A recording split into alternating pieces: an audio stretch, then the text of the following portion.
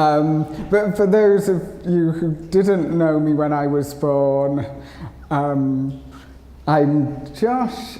I'm a historian who's just finished their PhD at the University of Leeds. I came here as a child,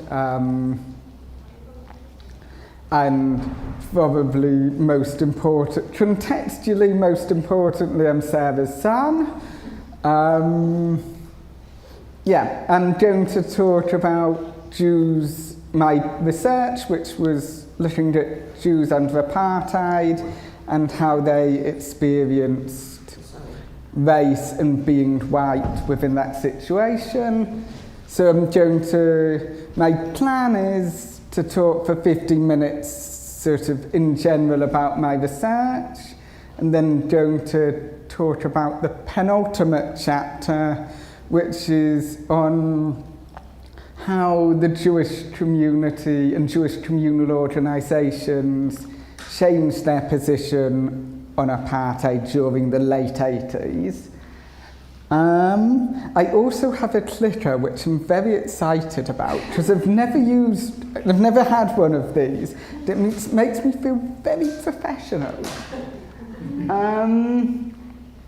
So in general, my project was on Jewish experiences of whiteness. So what that means, fundamentally, Jews in South Africa, the vast majority of the community came from Lithuania, around the Kovno area particularly, if anybody knows Lithuania.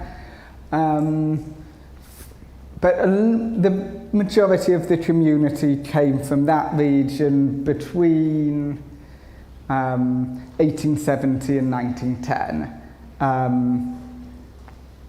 As everybody here will know, Jews in Lithuania didn't have a massively good time during the late 19th and early 20th century, pogroms, discriminatory laws, etc., etc. And then large numbers of this community moved to South Africa. There it was complicated, the government didn't really like them, but they were treated as white under apartheid, with everything that means. So fundamentally my project's about how they coped with that change and how the Jewish experience affected their experience of race in South Africa. It runs from 1937 to 2000. 1937's a significant date because it was a South African election, so the National Party ran a campaign which focused very heavily on the Jewish question. The National Party were the ones who went on to introduce apartheid. It's also the year the Aliens Act was introduced. The Aliens Act pretty much ended large-scale migration of Jews to South Africa. And I go to 2000, that's a much less significant date. I just wanted to study a bit of post-apartheid as well, because it's interesting to work out how stuff changed. And so my argument fundamentally is that Jews, because of this historical and current experience of anti-Semitism, it had different experiences of being white in South Africa to the rest of the white South African population. And this sort of points to sort of the changeability of race and how race in South Africa changed over time and changed depending on personal behaviour and sort of political behaviour and what was going on in the country, which again sounds a little bit sort of hypothetical, but the sort of things I'm talking about, so as you might notice, I don't wear a kippah. That's for theological reasons. I don't believe in it. I can't believe in a God who cares how I dress. But so if I was walking down the street, Harry the neo-Nazi wouldn't particularly know he hated me, wouldn't care about me at all, might even view me as a potential ally. However, if I was Jewish in a visible manner, then they would, and that would change the way I experience race in society. And I'm sure many of you have, thought about and made decisions partly thinking in some ways about how you want to experience your existence in a society. Before we get in, I was asked how I ended up doing this. Very sorry for the repetition, you'll hear this again. But basically I'm not South African, I don't have any family from over there. During my undergrad, I got very interested in thinking about how race works, how whiteness works. And then ended up studying Jews for obvious personal reasons, and then ended up studying South Africa partly because of the type of racism it was. If you know anything about apartheid, they had a lot of racial borders, but they were very much defined in people's homes. So there were borders between black and white in people's homes, between the servants and the masters, but on streets, in swimming pools, etc., there was the petty apartheid as well. And so I thought that was an interesting place to study where Jews fit into all of this. I also have another reason, and that's that I'm really very bad at languages, and Jews in South Africa tend to speak English.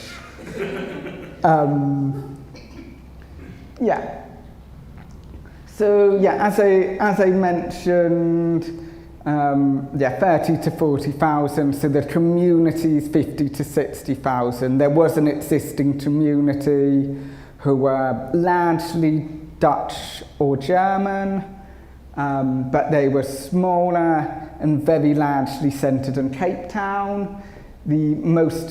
A large quantity of the Lithuanians who arrived moved to Johannesburg because of the gold rush, because of the industrial boom that was happening there. Something to bear in mind is also, like many Jewish communities over the 20th century, there's a story of growing wealth within the community. So people generally arrived as poor migrants. Gillian Slovo, who's a playwright and an author and daughter of Joe Slovo, who was a South African Jewish communist and the first interior minister in democratic South Africa.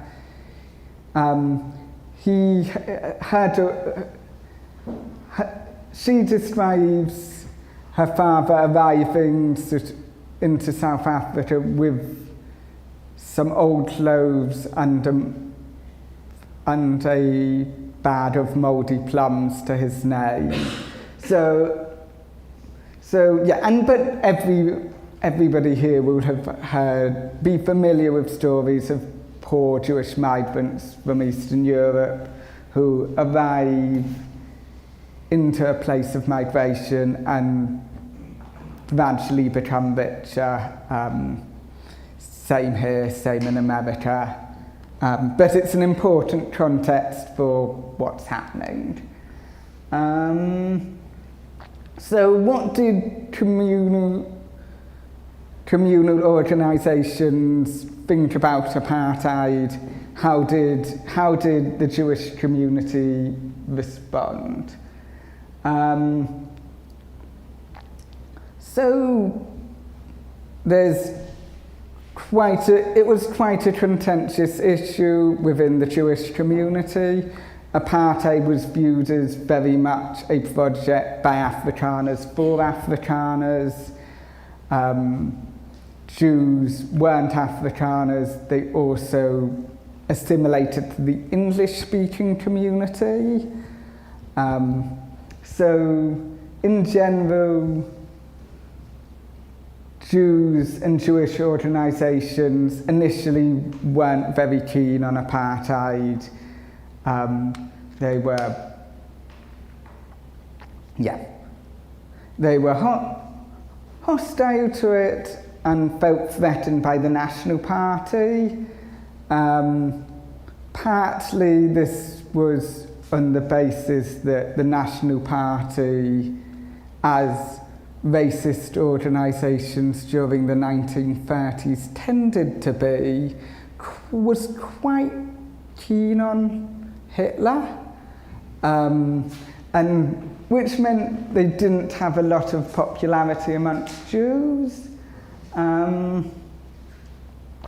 There was this idea in the 1930s that Jewish migration was weakening the white race or weakening the position of white people in South Africa. So they were opposed to apartheid and were critical of it, but also didn't want to play into this idea that they were weakening the white race, that they were a community composed of dangerous radicals who were going to spell the end of white South Africa. So there was, for establishment-minded Jews, there was a sort of dilemma, is they want to oppose it, but you don't want to oppose it too strongly because that might threaten the position of Jews in South Africa. It should be pointed out that there are lots of, I'm talking largely about institutions. My research is very heavily based on the archives at the South African Board of Deputies. In terms of individuals, there's a lot of more variety in responses. There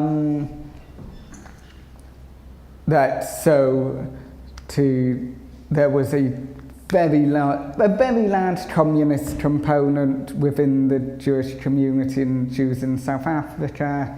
They were very strongly anti-apartheid, and there were bits of more liberal opposition. So Jews normally voted for the Progressive Party, run by someone called Helen Suzman, who some of you might have heard of, who were a liberal anti-apartheid party, might not have envisioned majority rule, but certainly were opposed to apartheid. But Jewish communal organisations sort of had a dilemma as to what they did about apartheid, because they weren't keen on it, but also it wasn't affecting Jews, and indeed, if Jews were included as white people, it should benefit Jews. So initially, before the National Party got elected and introduced apartheid, they were quite critical of it, along the lines that it couldn't work. They thought it was impractical. They preferred keeping a sort of traditional British colonial model of how to deal with race, rather than the much more fascist-influenced apartheid. This changed in 1948 fairly quickly, as suddenly they weren't dealing with the National Party as a rogue right-wing political party. Suddenly it was the government, and they had to manage not annoying them so much that they then introduced discriminatory measures against Jews, while also dealing with the community not liking apartheid. So what they came up with is aligned fundamentally. If you read any sort of Board of Deputies literature from late 1940s, 50s and 60s South Africa, as I'm sure you all spend your time doing, in almost every piece of literature there is a statement: the Jewish community is not a political body. There's no sort of, we take political positions as individuals. There isn't a Jewish view on apartheid. There's no Jewish view on politics. And that was the consensus from the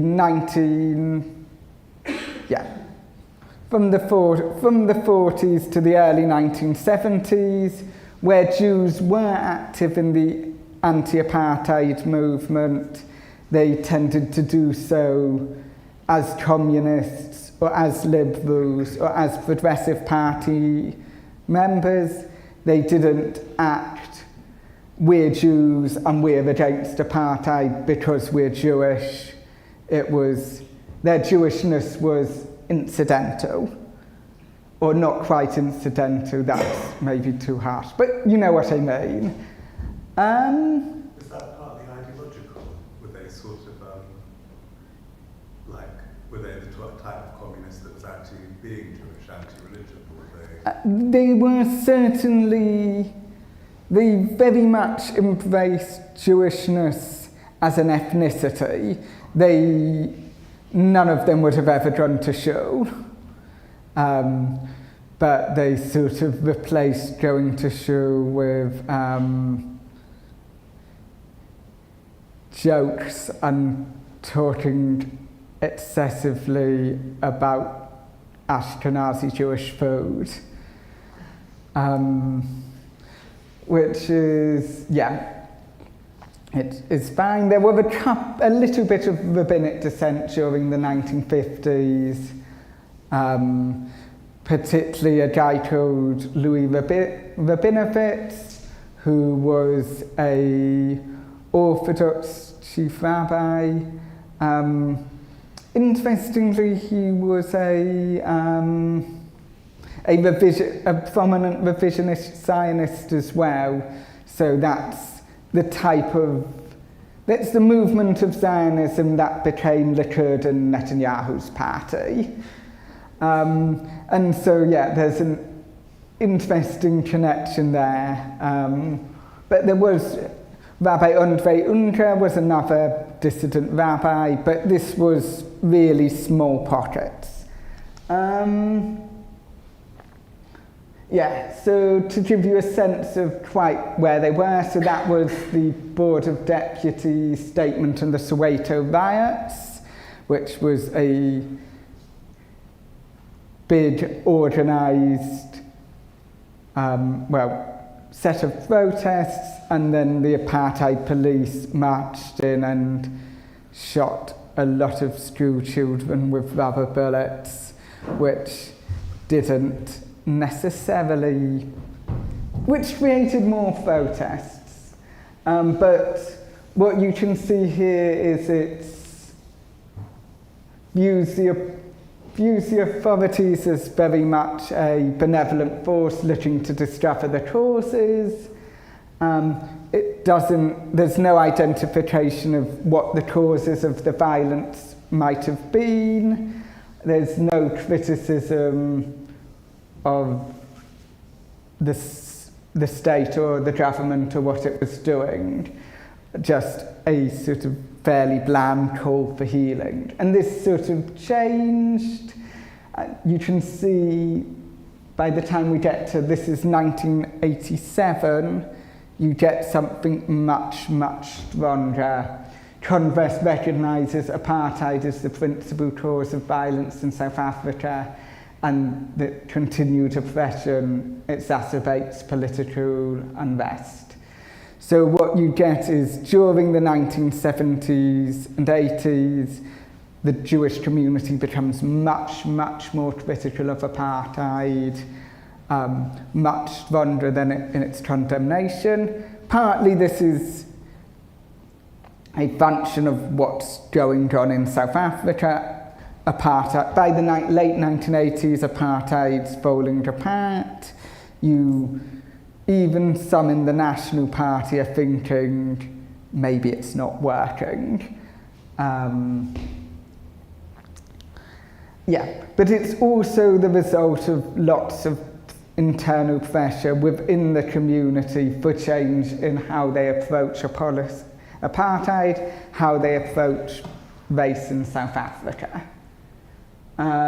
So one organisation that was part of this was an organisation a magazine called Strike. The exclamation point is theirs. They were based at the University of Cape Town and were a student radical group that pushed the Jewish community towards a greater opposition to apartheid. They were, unlike the earlier generation, they were very keen that their opposition to apartheid was a Jewish opposition. They weren't doing it because they were communists. They were doing it because they were Jews. Partly this is reflective of the importance of students within the late apartheid South Africa. So, yes, lots of the protests were run by students and school children, particularly in the 1970s. And young South African Jews picked up on that and produced a magazine full of fairly angry rhetoric against the adults in their community who they saw as betraying Jewish values by saying nothing about apartheid. Josh, is that the quote at the bottom, is that literally from 2023? That was from one of my oral history interviews. Oh, I see, right, okay, but the quote was from earlier.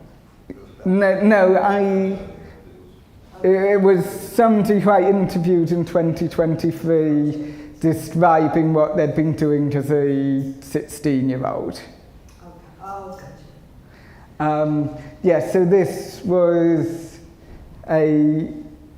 it wasn't just right, it was picked up wider amongst young South Africans. So this guy who I spoke to was part of their student council effectively, who, based on student protest at the time,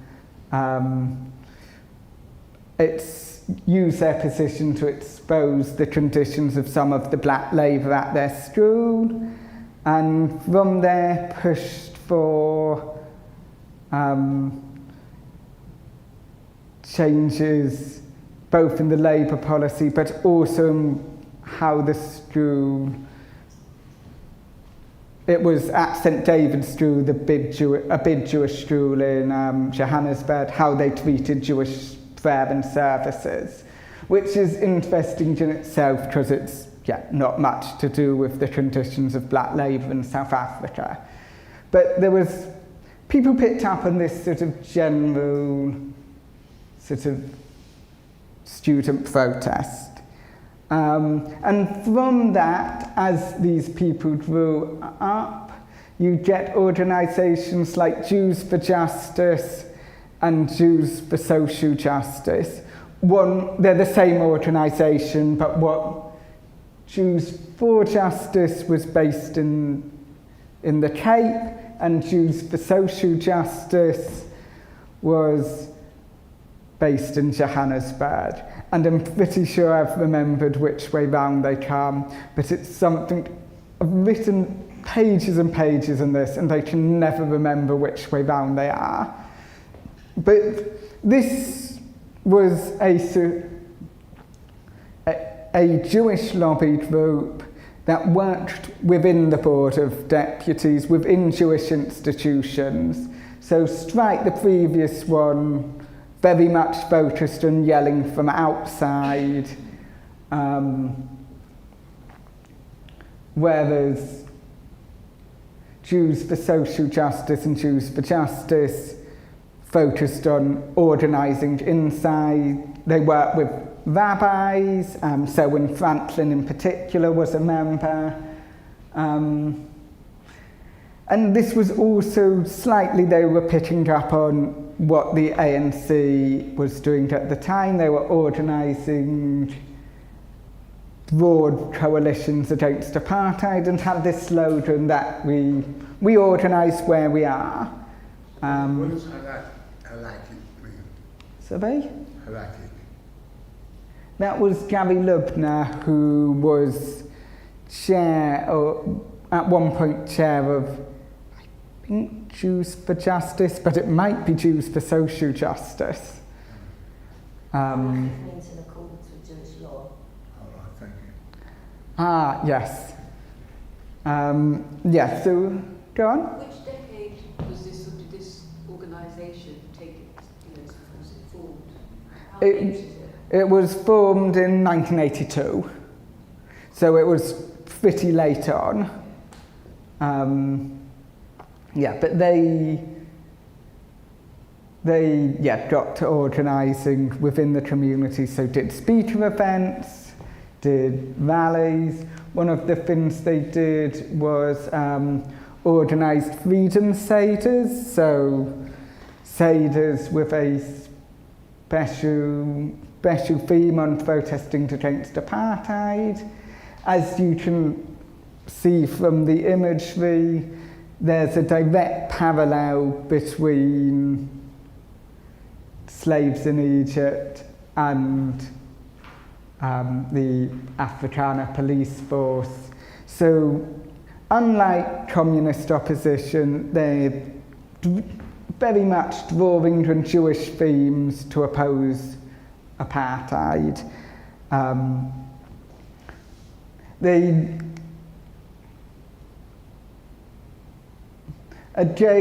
sort of tried to frame themselves as sort of non-threatening to the community. Many of the previous generation of radicals had been seen as sort of threatening young radical protesters, They describe themselves as 700 middle-aged Jews, which to me sounds like an absolutely terrifying prospect. And they sort of criticised Jewish organisations. There's still this constant thread of Jewish organisations by stating repeatedly that the Jewish community is not a political body, is paying lip service to the values that the Jewish community should hold. So we talk about justice, but when it comes to the big political issues in the community, they say, well, it's all up to, you can all have your own opinion, can't you? Yeah, so fundamentally what we see during the end of apartheid is a movement from the people organising outside of the community in sort of their own silos, people organising as communists, as whatever, to people moving to organise against apartheid within the Jewish community, and within organisations that had been hostile to the anti-apartheid movement. And yeah, this led to a change in the Board of Deputies' position on apartheid.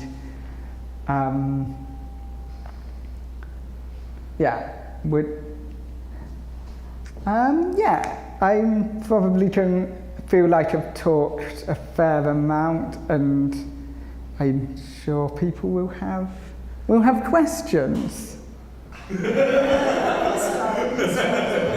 I'm also going to sit down for questions. In the home, how did you treat their servants? An interesting question. So there's not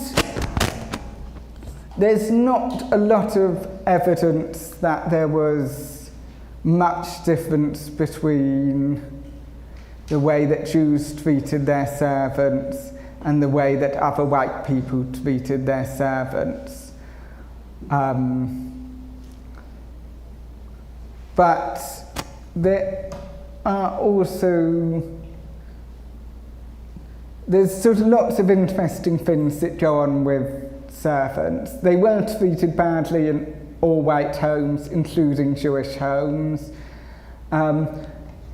A lot of people who I spoke to who were part of the sort of anti-apartheid movement described their relationships with their servants, whether positive or negative, as being one of the reasons why they did that.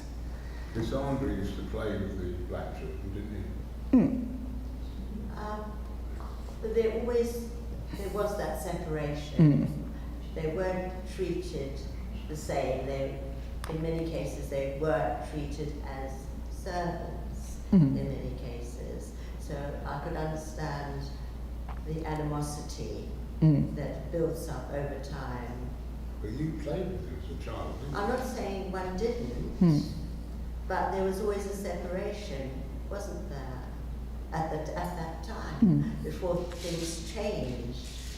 And you know, the Africans then did, I'm not sure what happened afterwards, but obviously that they then become the government, which has changed everything from one direction totally to another direction. So there must have been quite a lot of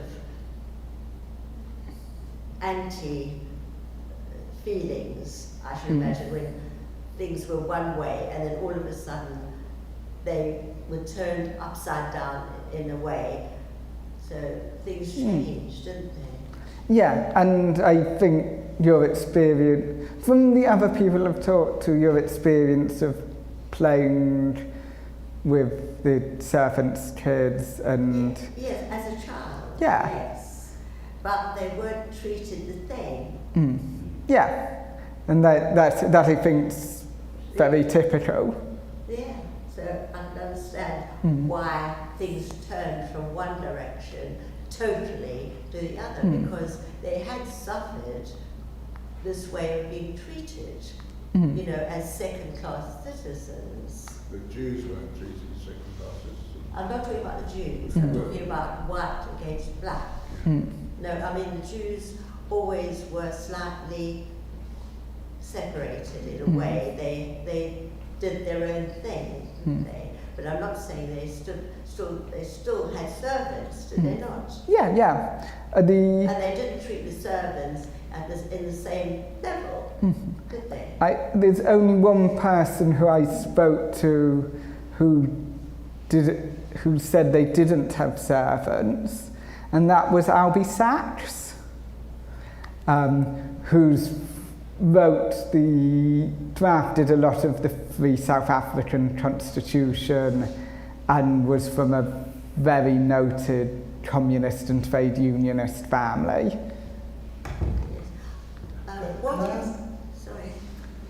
What is the situation in South Africa now as far as black and white?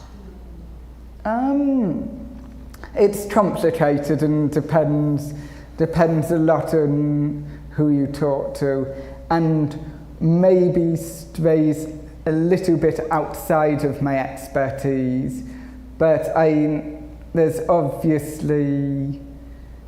lots of quotas to restore parity and undo some of the harm that apartheid did, which lots of people have different feelings on. But obviously everything's now open to black and white. Yes. Apart from the government coming to slaughter white people. Yes, apart from that, obviously. Can I ask, what about the Truth and Reconciliation Commission? What role did Jews, was there any kind of internal reckoning among Jews? My understanding is a lot of the Truth and Reconciliation was on in churches, so how did Jews participate in that at all? So there was Jewish participation in the Truth and Reconciliation Committee. So Cyril Harris, who was the Orthodox chief rabbi, made a submission.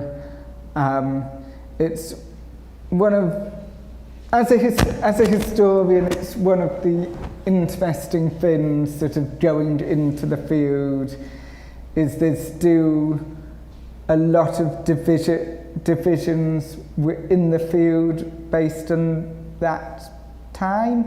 So there's a bid book. The bid book in the field is by a guy called Gideon Shimoni, who I view as my personal nemesis, and does a lot of trying to excuse the way in which Jewish communal organisations behave, and then there was quite a lot of pushback in that from people who'd been part of movements like Jews for Social Justice or Strike, who then felt that actually maybe the Jewish community as a corporate body could have done more. Yes, so there was participation,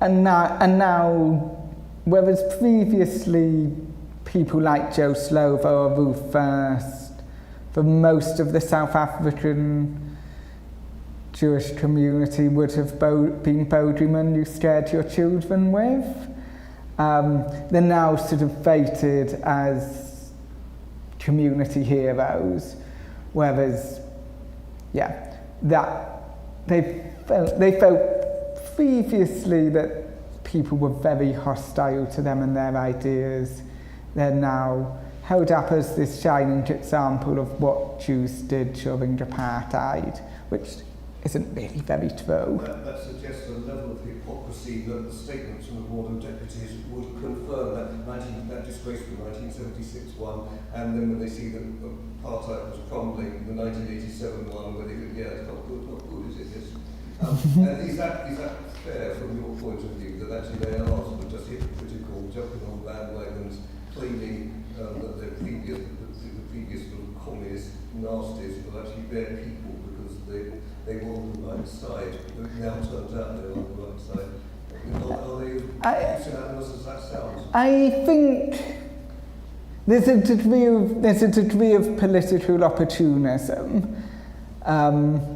However, I guess in some ways it's better that they embrace the sort of dangerous communist radicals rather than proclaim that it was, rather than reject sort of the transition as a whole.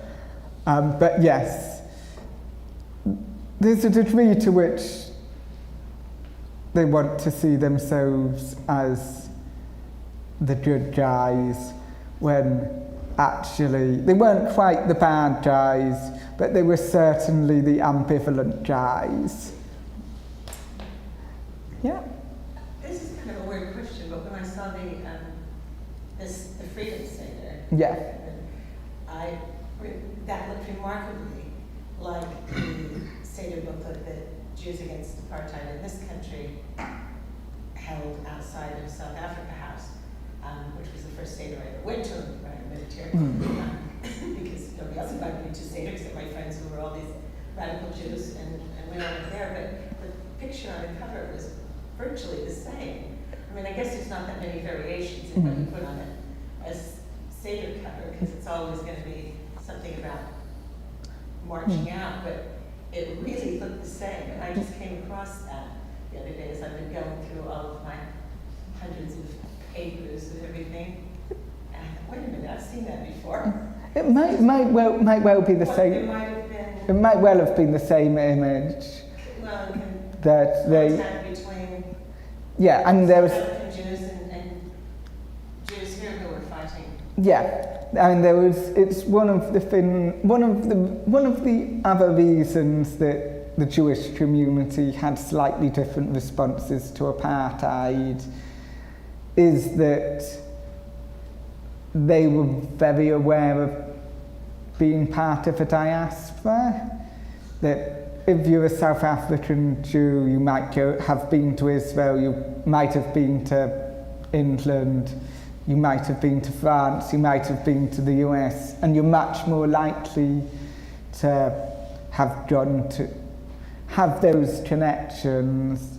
And the out-migration rate was really quite high, so people, I'm sure the anti-apartheid Seder, there were a lot of South African Jewish expats there, right? Do you know, oddly enough, I don't remember anyone there being, there were people who later I came to know because they were active in trying to push the Board of Deputies in certain directions. But I guess, yeah, but they were, quite a lot of people were, there's an Indian Jewish family whose children are all named after various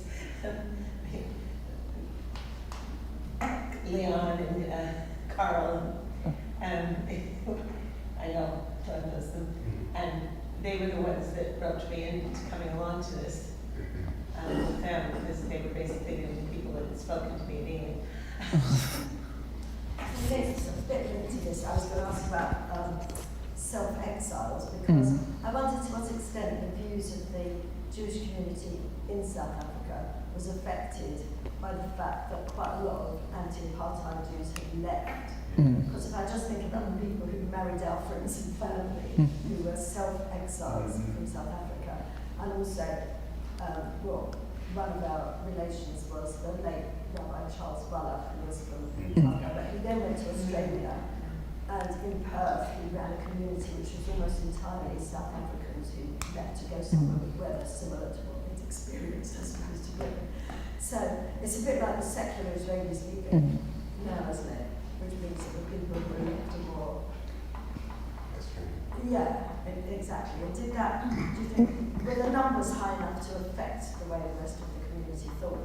Yes, although I think a lot of people stayed quite engaged with South. I think there's probably a slight difference between exiles and migrants. That there's some people who left and moved with sort of no intention of coming back, and there's some people who left for political reasons, but stayed very much engaged in South African politics. And a lot of them came back at least for a bit after apartheid. There were a fair number of draft dodgers as well who, felt that of the options they faced as sort of anti-apartheid Jews, they could either risk imprisonment as part of the liberation movement, they could make the best of it, or they could leave, and the line they wouldn't cross was shooting children on the street for the apartheid government. So you get a lot of draft dodgers who left.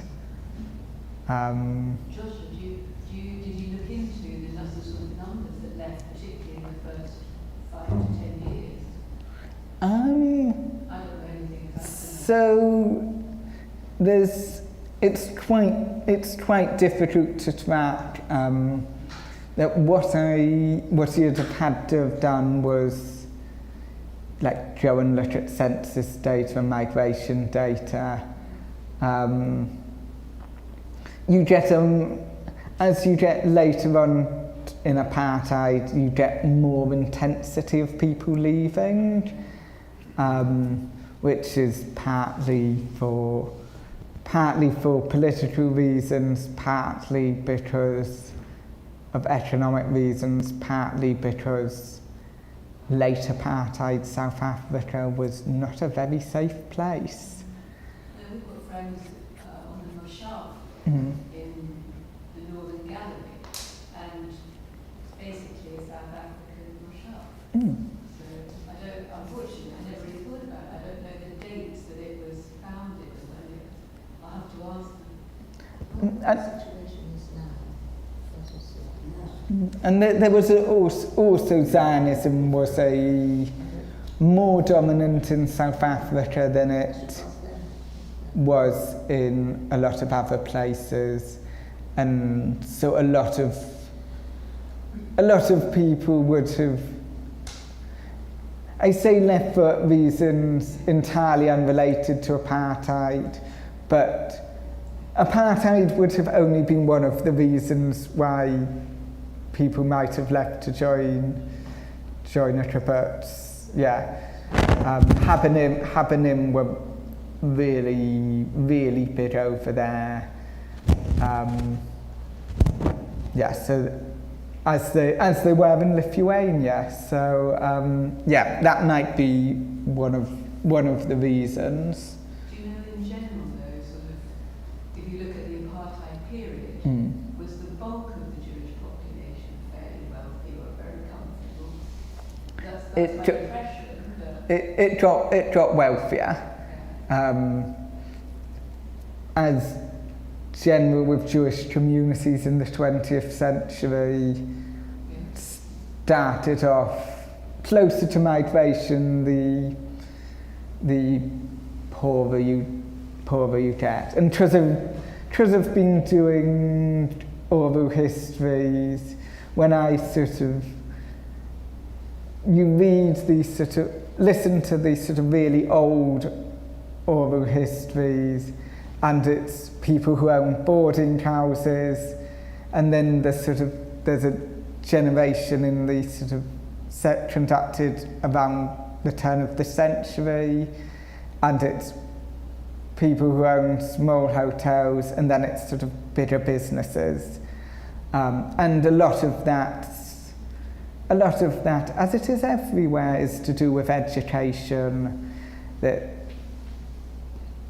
levels of education amongst the Jewish community were much higher than amongst Afrikaners, and significantly higher than amongst English people. So, yeah, people made money. What is the actual situation at the moment as far as sort of black South Africans and the situation? I mean, are they in the government now? Do they run the government? Yeah. So government say it's a man called Ramaphosa who is running the government. And so there's I just wondered if you actually went to South Africa to do your research, and how often and how long did you spend there? So it was complicated. What you need to bear in mind is I started the project in September 2019, which was not the best point to start a project on South Africa. No. So I was intending to go, and then it got cancelled, and then there was the second wave of COVID, and it got cancelled again, and then there's the third wave, and it got cancelled again, by which point I was 2.5 years into my PhD, and I thought, actually, I can't just, if I spent my time waiting to be absolutely certain I could go, I could get 5 years in and not have done any research. So I'd done a lot of oral histories online. If you want, one of my sub-expertise is teaching elderly Jewish South Africans to use Zoom.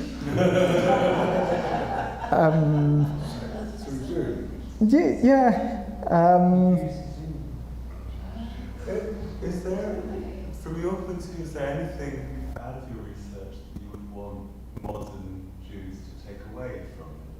What lessons are you taking from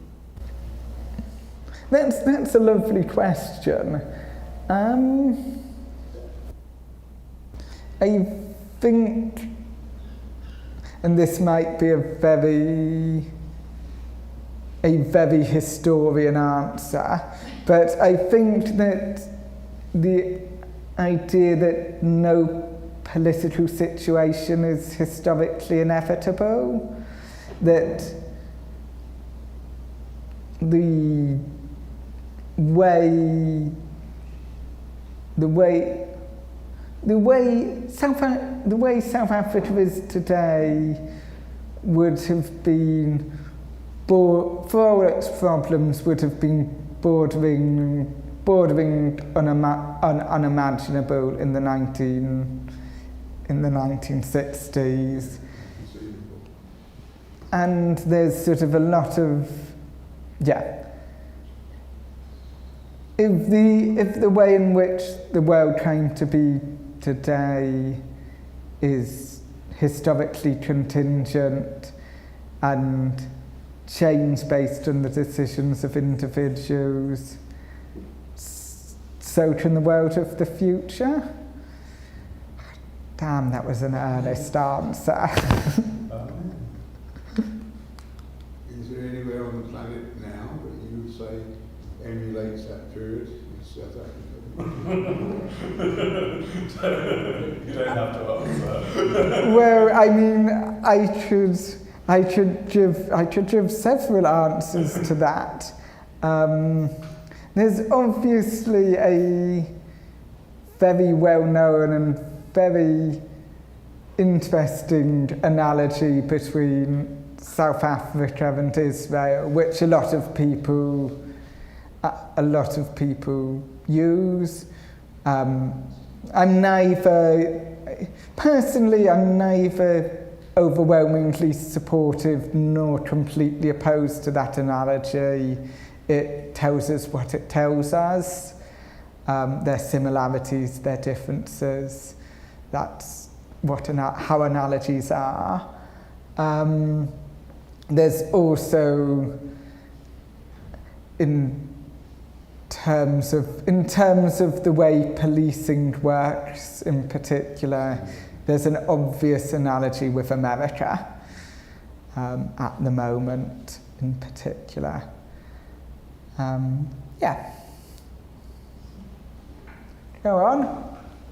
In your thesis, or just in what you know, have you noted any contrast between, or any tensions between the Orthodox and progressive Jewish communities? Yes.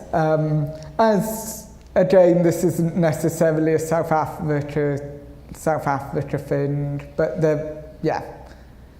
a fair number of tensions, as often along fairly normal lines, as in our standard religious disagreements.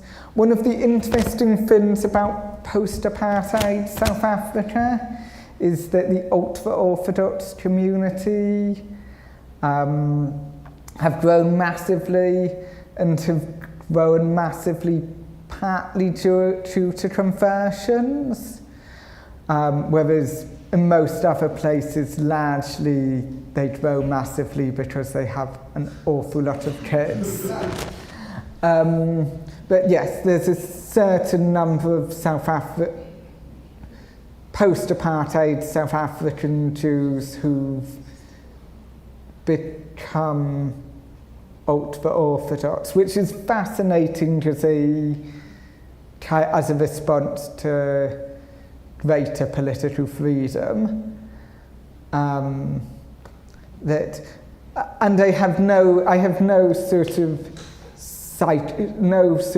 proof for this beyond my own conjecture, but I wonder whether, if you're comfortable in a society with a very strict set of racial rules, you can move to ultra-Orthodoxy, and you get another very strict set of rules to guide your behaviour.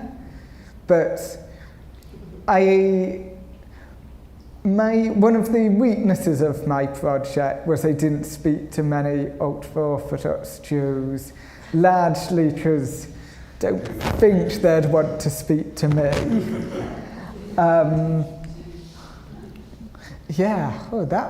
suppose it would probably be no more challenging than teaching anybody else, but yes. Why did you say in the beginning that when there was a wave of immigration to South Africa, that they weren't synagogue goers? Because from research that I've done, there were an awful lot of synagogues, particularly in Cape Town. No, they did go to synagogue. I think. Conflating two things. One is the general South African Jewish population did, but among the communist Jews they didn't go to synagogue. Yeah, communists generally didn't, but normal circumstances they did. When they arrived, they set up synagogues first, and then sort of schools and community centres, and then cricket clubs. Cricket clubs. We've got family coming, so we're going to have to go. Okay. Excuse us. Thank you very much.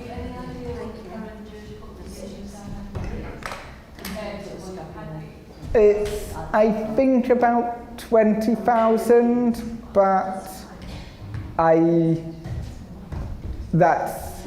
That's just from memory. I would have to look it up. Shall we say a massive thank you to Dr Joshua Alston.